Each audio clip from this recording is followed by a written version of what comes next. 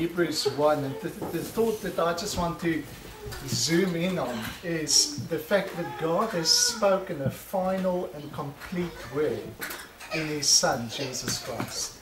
That throughout the ages He spoke in many fragments and glimpses through the prophets. But He says in Hebrews 1, in these last days, His message has culminated in His Son. It's the crescendo of God's conversation with man, is what He spoke in Christ. Now this is a translation of Hebrews 1 that a friend of ours, Francois Latoy, did, so I'm going to just read that. Hebrews 1 verse 1. Throughout ancient times, God spoke in many fragments and glimpses of prophetic thoughts to our fathers. Now the sum total of His conversation with man has finally culminated in a Son. He is the official heir of all things.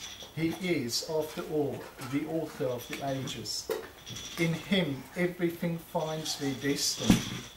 Christ is the crescendo of God's conversation with us. He makes the glory and the intent of God visible in radiant reflection. He gives stature to the character and person of God in human form. This powerful final utterance of God, the incarnation, is the vehicle that carries the weight of the universe.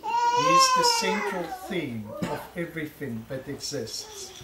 The content of His message celebrates the fact that God took it upon Himself to successfully purge and acquit mankind. Jesus is now His right hand of power, seated in the boundless measure of His majesty.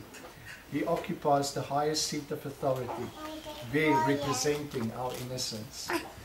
And the thought that for me stands out so clearly is that, you know, the relationship that God desires with us is not one of fragments. It's not one of glimpses.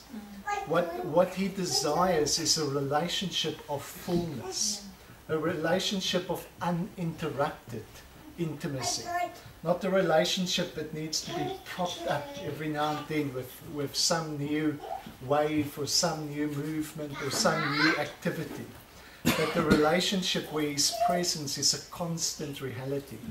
And for that purpose, He spoke in a way that wouldn't leave us with any opportunity or any excuse not to enjoy Him to the extent that He wants to be enjoyed.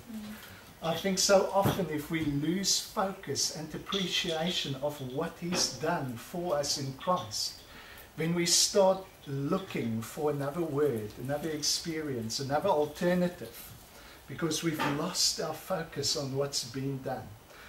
If we think of the religious leaders in the time of Jesus, they were so occupied with prophecies concerning the coming of the Messiah that they missed the one that stood right in front of them. Religion is always occupied with either the past or the future. It's either, oh, it used to be, God used to do this, or God will do this. But they miss what is in their presence. Today again we see such a focus on, you know, end time prophecies or anticipating some new move, that we're in danger of losing sight of who is in our midst, of Emmanuel.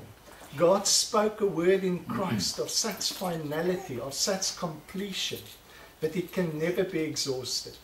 In fact, I think it's Ephesians 2 verse 7 that says that throughout all eternity, God will show the exceeding greatness of His kindness towards us in Christ Jesus. In the context of eternity, God's going to refer back to one event. And that's the first coming of Christ.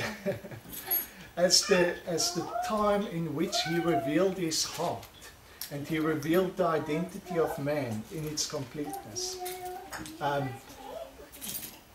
Maybe we should just go there quickly. If we go to Ephesians 1.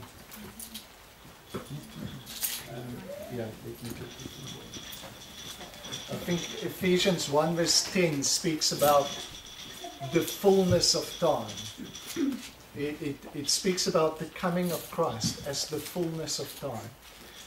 What does that mean? It means that no time to come can add anything more to what God revealed, achieved, and gave to us in the fullness of time. All time to come is simply a reference or a revelation or unveiling of that what was accomplished in the fullness of time. Let's just read that quickly, Ephesians 1.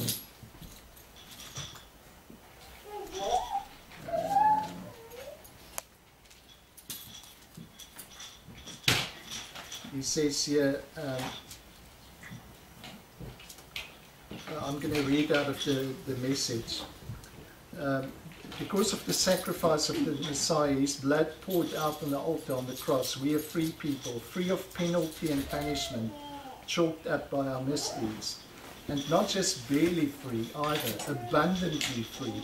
He thought of everything, provided for everything we could possibly need, letting us in on the plans he took such delight in making. He set it all out before us in Christ. A long-range plan in which everything would be brought together and summed up in him. Everything in deepest heaven, everything on planet Earth. It's in Christ that we find out who we are and what we are living for. So he gave definition to our identity. He gave definition to our purpose. It is in him that we find the mind of God revealed. Maybe it's best in this translation to quickly look at 1 Peter 1. And he speaks here about how the prophets searched what time, what manner of person these prophecies refer to. Okay, 1 Peter 1 from verse 8, it says, without seeing him, you love him. Though you do not see him now, you believe in him and exult and thrill in him with inexpressible joy. And you receive the result of your faith, the salvation of your souls. The prophets who prophesied of this grace, which was intended for you, searched and inquired earnestly about this salvation. They sought to find out to whom and when this was to come. So the prophets, when they started prophesying, one of the things that occupied their mind is when will all these prophecies be fulfilled? What person and what time does all these utterances refer to? We don't want to miss the event that all these prophecies refer to. They sought to whom or when this was to come, when the Spirit of Christ working within them was indicating when he predicted the sufferings of Christ and the glories that were to follow. So what was the event within our history to which all prophecies referred? It was the event of Christ's sufferings and the glories that were to follow. Verse 8, it was then disclosed to them that the services they were rendering were not meant for themselves and their period of time, but for you. Isn't that exciting? All of that anticipation, all the planning that God did, all the predestination that was in his mind that he worked out was for you. It wasn't for them, it was for us. And he says that these things which have now already been made known plainly to you by those who preach the good news. So brace up your minds, verse 13, and be sober, and set your hope completely on the grace, the divine favor that is coming to you when Jesus Christ is revealed. Now, a lot of translations gives the impression again in verse 13 that it refers to Christ's second coming, when he comes again. I think they made an attempt here to get it right, because that tense there in the Greek is the present continuous. It's not just the future tense, it's the present continuous. So to say it in our language to make sense, it would say, the grace that is continually coming